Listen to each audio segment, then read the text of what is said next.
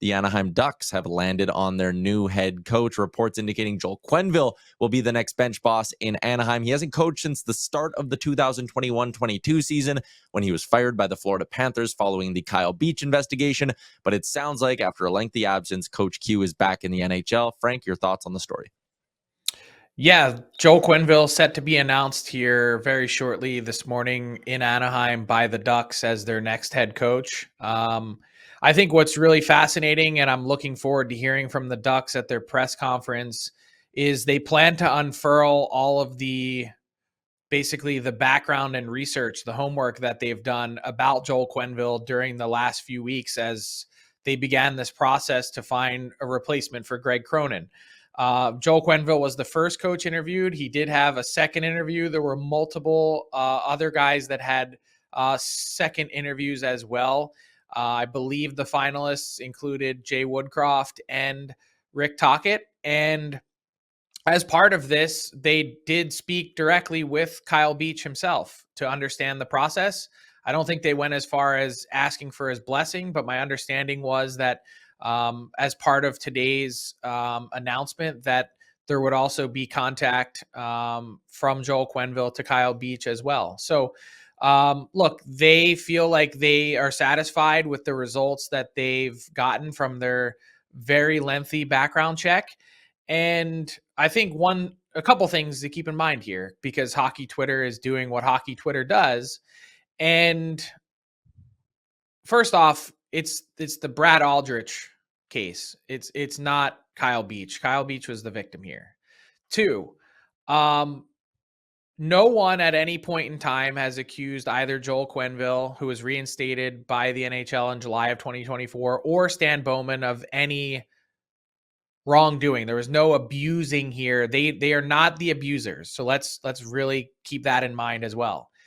And 3, both Joel Quenneville and Stan Bowman have been very public in saying, I didn't handle this well. I could have handled this a lot better. And now this is the part where I come in and say, I think some of the reporting that's happened on this file has been a little bit twisted. When you are in that spot and you've been fired from your job because you were told about this awful thing and did nothing about it, and the first time that you read or hear gruesome details at any point during the process, or when you yourself read them in the Jenner and Block report, I just feel like, perhaps we went a bit too far in some of the criticism and the reporting that was out there.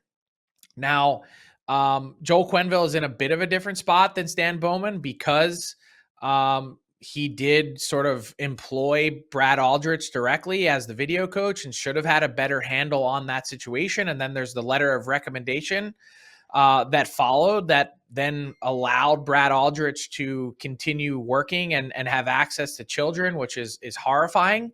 And certainly a lot of questions for Joel Quenneville to answer today. But the reason why I mentioned the idea of, hey, look, the Ducks have done their reporting and their homework, and the league has reinstated Joel Quenneville's ability to work, and these guys were not accused of any physical wrongdoing or anything like that. You don't just get to lock people up and throw away the key. That's not how life works. That's not how society works. They were never accused of any crimes. They were punished. They were fired. They've obviously managed the blow to their reputations. They have a right to work again. So as unpopular as that opinion may be, I view that as fact.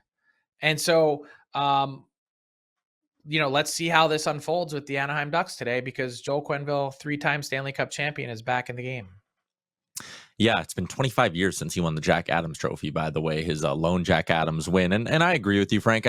Listen, I want to reserve judgment till I hear the press conference. I want to hear what Joel Quenneville's done, but I agree with you that sometimes it's a bit of a jump too far, like not to get off on too much of a tangent. But I remember a few months ago when I tweeted that Stan Bowman was at University of Alberta and Trinity Western game. Kyle Beach coaches Trinity Western. I said, hey, Stan Bowman's here to clearly support Kyle Beach. And my mentions were flooded with people being like, why would he be doing this? Kyle Beach doesn't want him there. And it's like, whoa. Like, he wouldn't be doing this unless Kyle Beach did want him there. So if Joel Quenneville has gone and done the work and rehabilitated himself and learned from his mistake, and Kyle Beach, of all people, says, I'm okay with you working again, I think you deserve another shot, then like, who am I? Who are we? Who is hockey Twitter to sit there and be like, no, I don't want it?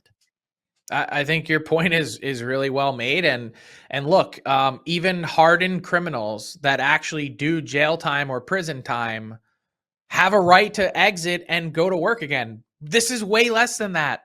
So like, again, yeah, it's a privilege to work in the NHL. Yes, there are only 32 of these jobs, but he's unquestionably a great coach. And he has acknowledged that he has had missteps and made mistakes. And yes, he's paid dearly for it. So like, let's allow him to speak really kind of publicly for among the first time since this has happened. Just really quickly, because I know we've spent a lot of time on this from a Ducks perspective, Frank, as they try to enter this sort of new era and push out of their rebuild.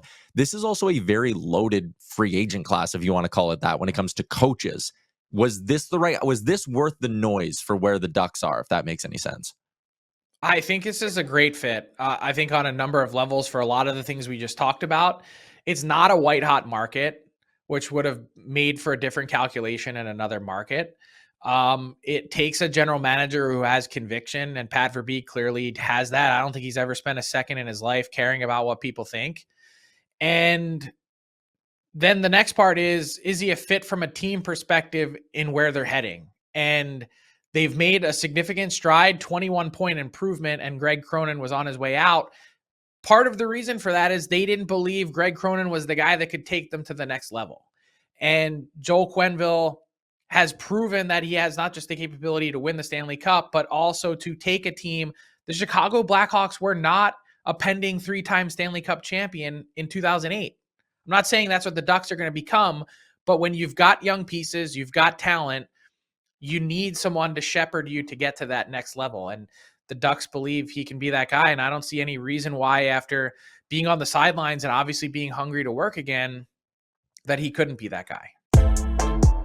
What's up, hockey fans? If you enjoyed that video, then you need to be hitting the subscribe button right here at Daily Faceoff. Exclusive interviews and analysis from our hockey insider Frank Seravalli, fantasy updates from Brock Sagan, and a daily live show at noon Eastern, Monday through Friday. You don't want to miss any of the fantastic content, so hit that subscribe button.